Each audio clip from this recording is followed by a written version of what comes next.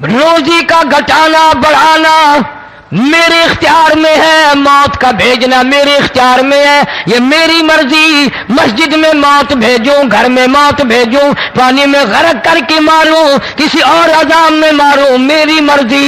وَكَمْ أَهْلَكْنَا قَبْلَهُم مِّنَ الْقُرُونِ،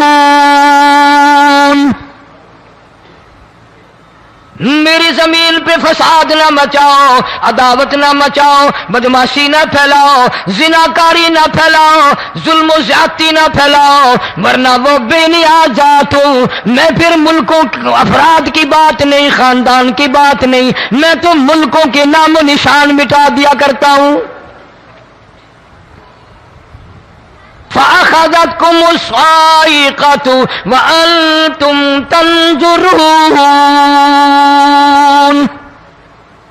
جبریل امین نے چیخ ماری، قوم کے جگر پھٹ گئے، تمام لوگ ذلیل ہو کر کے مر گئے۔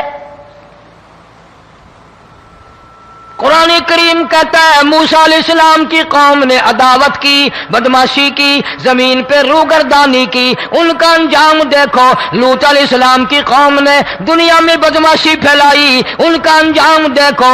فرشتے آئے، موسیٰ علیہ السلام کی قوم کو کئی طرح سے عذاب دیے گئے۔ لوط علیہ السلام کی قوم پر فرشتے آئے، پہلے لوط علیہ السلام کو کہنے لگے لوگوں میں بدماشی چھوکروں کے ساتھ پھیلی ہوئی تھی، بڑے خوبصورت جوان لڑکے بن کر آ گئے، نئی عمر کے لڑکے بن کر آ گئے۔